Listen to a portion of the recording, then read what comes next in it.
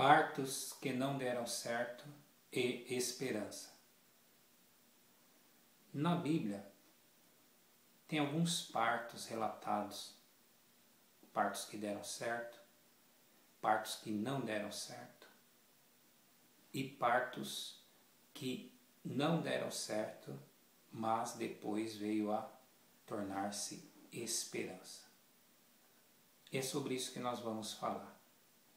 Por exemplo, tem na passagem de 1 Samuel, no capítulo 4, no versículo 19. E estando sua nora, a mulher de Finéias, grávida e próxima ao parto, e ouvindo estas novas, de que a arca de Deus era tomada e de que seu sogro e seu marido morreram, encurvou-se e deu à luz, porquanto as dores lhe sobrevieram. E ao tempo em que ia morrendo, disseram as mulheres que estavam com ela: Não temas, pois tiveste um filho. Ela, porém, não respondeu, nem fez caso disso, mas chamou ao menino Icabô, dizendo: Foi-se a glória de Israel, porquanto a arca de Deus foi levada, presa, e por causa de seu sogro e de seu marido. E disse mais: De Israel a glória é levada presa, pois é tomada a arca de Deus. 1 Samuel, capítulo 4, versículos 19 ao 22. Vamos ler também 1 Crônicas, no capítulo 4, versículos 9 e 10. E foi Jabes mais ilustre do que seus irmãos. Sua mãe chamou seu nome Jabes, dizendo: Porquanto com dores o dei à luz. Porque Jabes invocou o Deus de Israel, dizendo: Se me abençoares muitíssimo, e meus termos amplificares, e a tua mão for comigo, e fizeres que do mal não seja aflito, e Deus lhe concedeu o que lhe tinha pedido. Muito bem. Obviamente, quando uma mulher ela vai dar à luz, ela quer que este parto seja o melhor possível.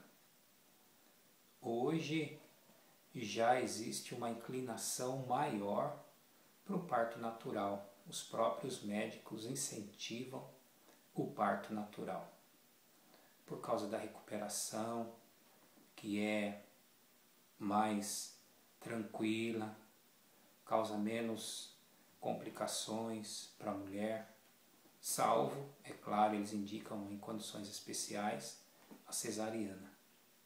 Nessa época, há muito tempo atrás, centenas de anos atrás, centenas de anos antes de Cristo, ou era natural, ou então não tinha outra opção. E as mulheres naquela época, quando elas davam à luz, na maioria absoluta das vezes, eram feitas por parteiras. Não vai muito longe, recentemente, nossos avós, nossos pais, os filhos que nasceram foram acompanhados por parteiras. Aliás, recentemente no Brasil, algumas parteiras têm sido contratadas para fazer esse trabalho. Então está se voltando a esta cultura. Pois bem, naturalmente, quando uma criança nasce, é para dar alegria para a mãe, é para dar alegria para o pai.